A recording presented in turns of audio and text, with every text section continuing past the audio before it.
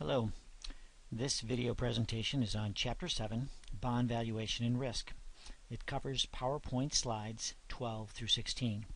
The topic of this presentation is premium and discount bonds and the impact of time to maturity on those bond values. So we start with this slide looking at kind of a standard bond valuation. In this case, the par value is $1,000.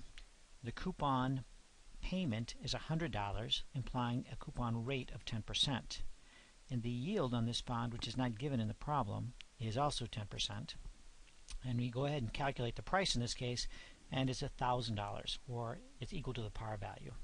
One relationship that you'll see throughout bond valuation is if the yield is equal to the coupon rate, then the price is equal to the par. Okay, so that's kind of a relationship we see in almost every bond valuation problem. This is the standard scenario. What we want to do is use this then to compare to the next,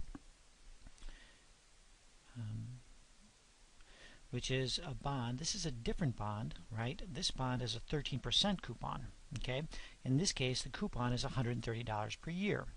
All right, in this case when we compute the price, it comes out to $1,184.34. This is a premium bond. It's a premium bond because the price is greater than par, because the price is greater than the future value. It's a premium bond. Okay? And let's just think about that. The required return is 10, and yet the bond pays 13%. So it pays more than it's required to pay based on risk, so therefore you'd expect to pay a higher price for this bond. This bond is a premium bond, right? It makes a higher cash flow payment than it's required to. All right. So hopefully that, in some sense, adds to your intuition. Conversely, let's look at a discount bond. In this case, we have a 7% coupon, suggesting a 7% coupon payment. And again, the interest rate on these, the required return, is 10%. So we do the calculation. We calculate the price to be $815, which is a discount bond. Okay, the bond price is less than the par value. Okay, so in this case, since the payment is less than the required return, the payment rate is less than the required rate, the price is less than the par value. Okay, and it makes intuitive sense. We're required to earn 10% on this bond because of its risk. However, the bond only pays 7%, okay, or $70 in this case. So therefore this bond is inexpensive. It sells at a discount to par.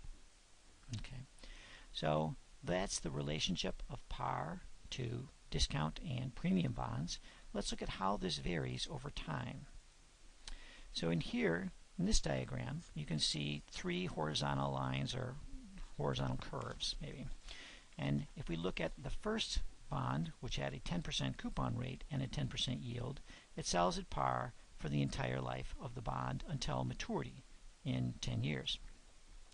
Then the second scenario illustrated a 13% coupon rate, and we calculated a premium of the bond of $1,184. That's with 10 years to maturity. However, as time continues on, right, the value of that premium decreases with time until at maturity it sells for the par value. Okay, this is a premium bond, but the premium decreases as maturity approaches. Similarly, we can see the same conclusion with the discount bond. It sold for $816 with 10 years to maturity. However, as time passed, the discount decreases and the bond value approached $1,000. So both bond values moved towards their par value. Here's a summary slide. Bond values over time.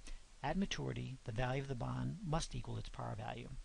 If the required return remains constant, the value of a premium bond would decrease over time until it reached $1,000. If the RD remains constant, the value of a discount bond would increase over time until it reached $1,000, and the value of a par bond stays at $1,000. If you have any questions or concerns, please let me know either by posting a question or contacting me through email. Thanks very much. I hope this was useful.